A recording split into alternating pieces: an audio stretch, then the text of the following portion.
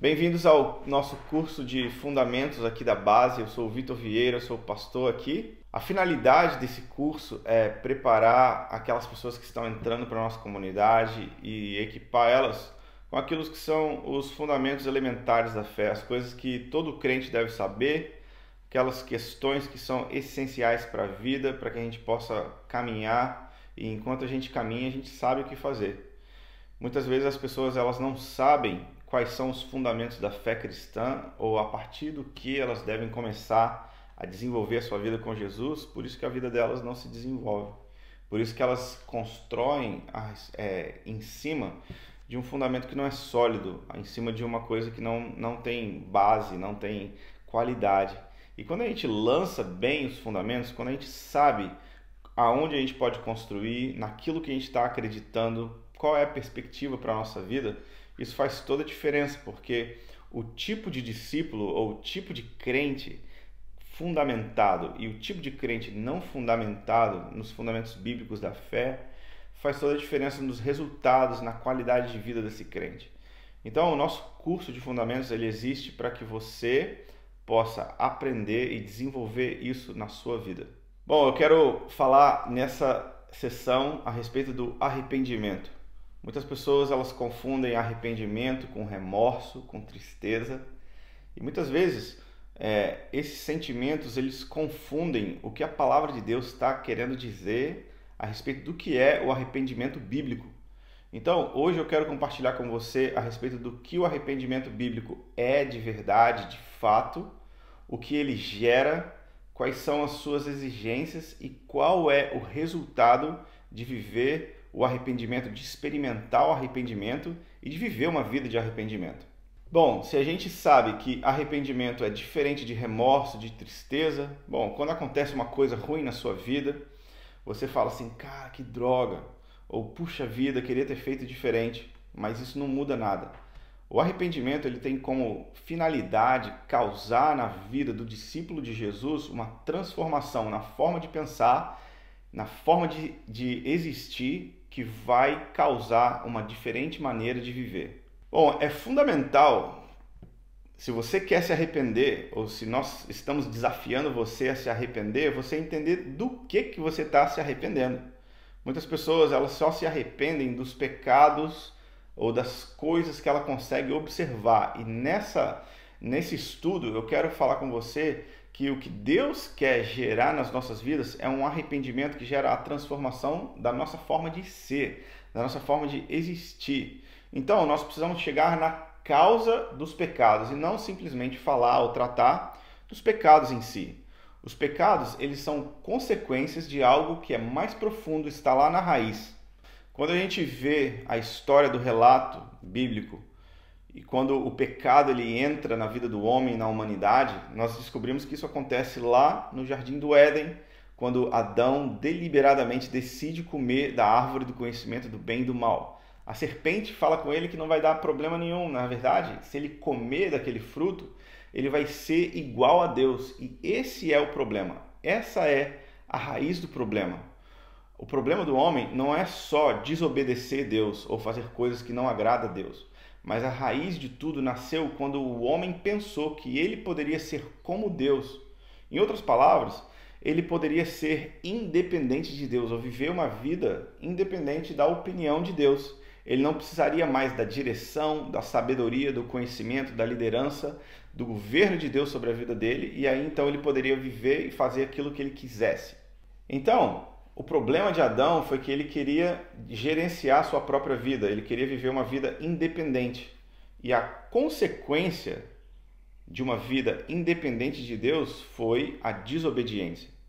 Então a gente está falando de duas coisas diferentes e nós queremos enfatizar hoje a raiz da questão, o X da questão, que é o desejo do homem de viver independente de Deus.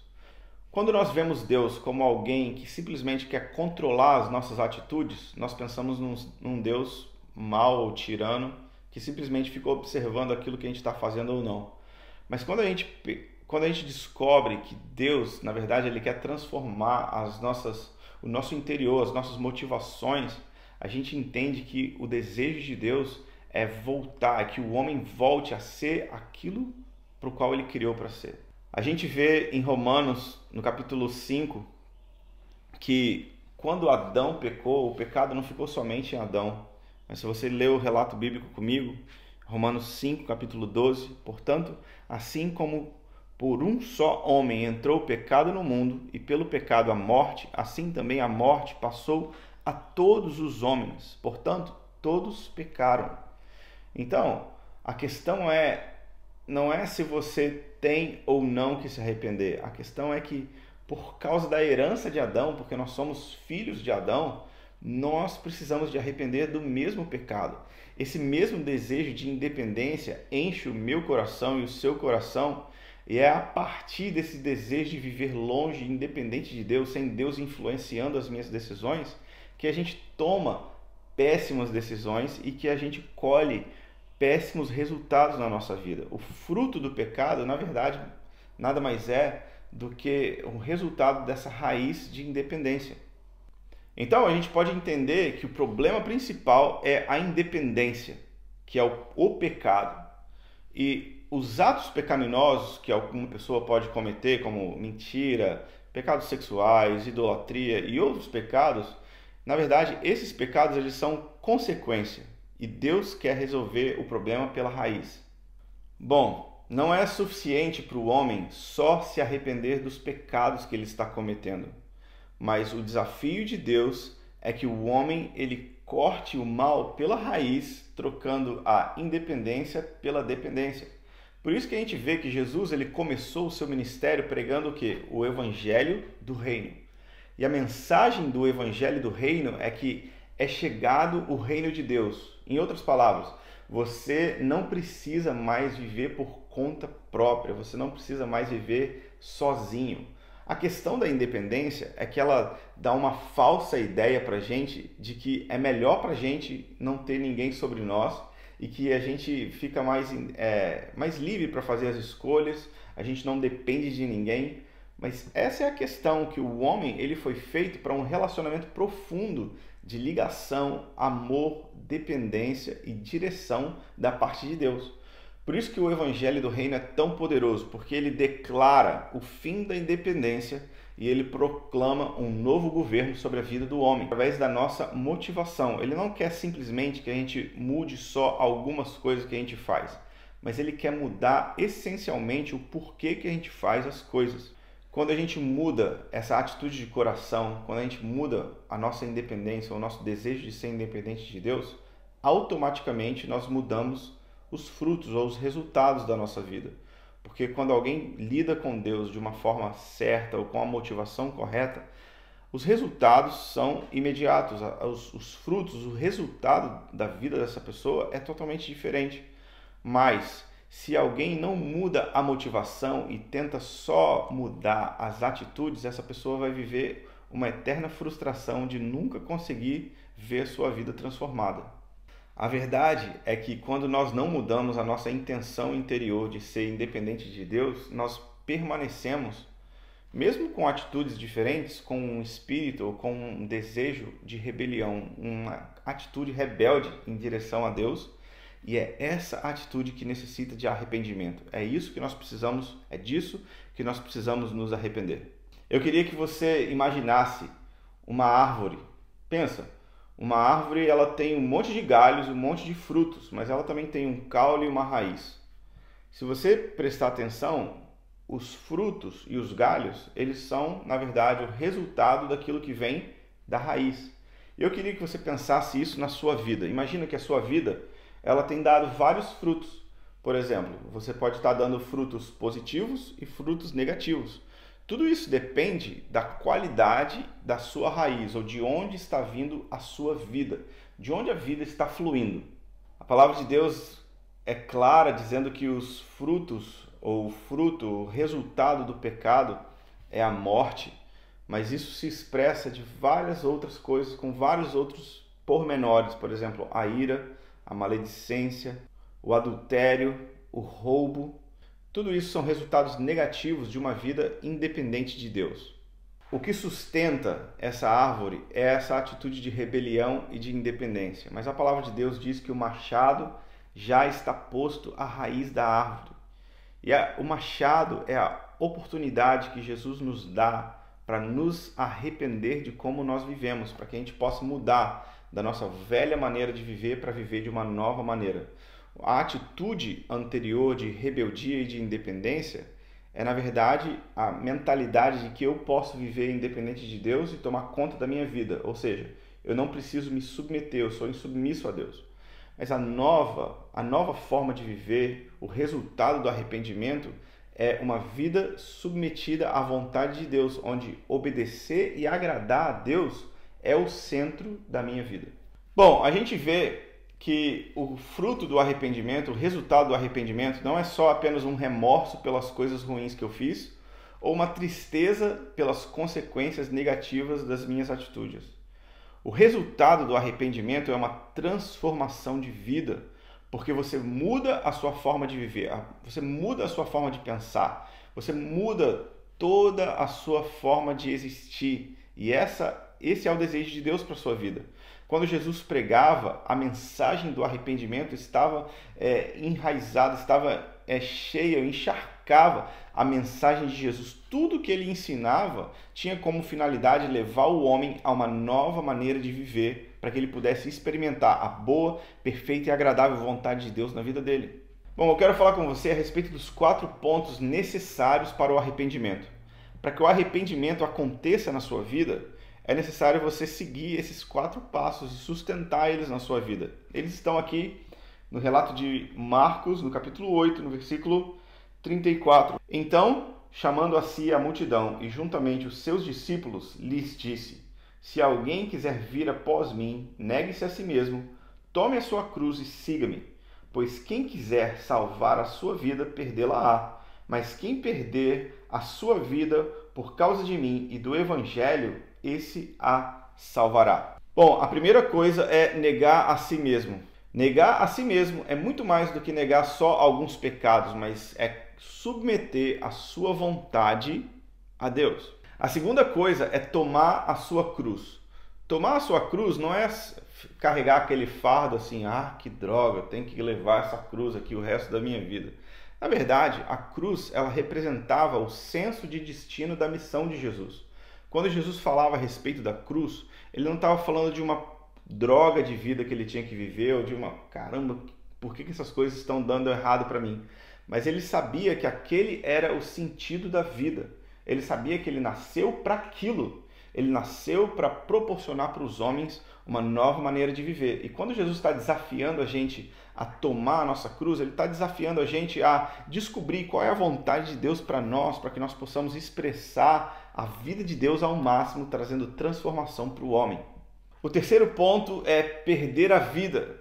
E perder a vida fala de literalmente viver uma nova vida. Eu não sou mais a pessoa que controla o que eu tenho ou o que eu possuo, ou a minha vontade, mas na verdade eu morri para mim mesmo e eu submeto a minha vida para Jesus. E Jesus é quem passa a controlar a minha vida, ou governar a minha vida. Esse é o sentido do reino de Deus. O reino de Deus não é uma moda ou uma nova coisa para que a gente possa ficar feliz nas conferências, mas o reino de Deus é o governo de Jesus sobre todas as áreas da sua vida. Deus só pode governar aquilo que nós voluntariamente entregamos para Ele. E o quarto ponto é renunciar a tudo o que possui.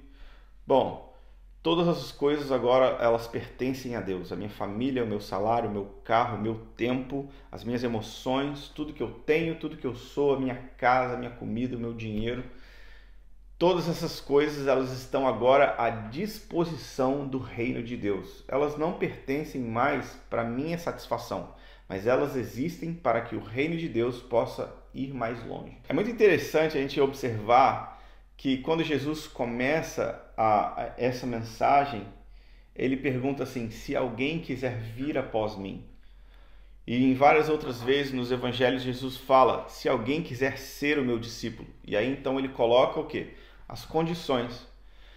Muitas pessoas, elas estão sendo desafiadas a entrar no reino de Deus de uma maneira inconsequente, porque Jesus, ele era extremamente exigente para aquelas pessoas que iam ser os seus discípulos.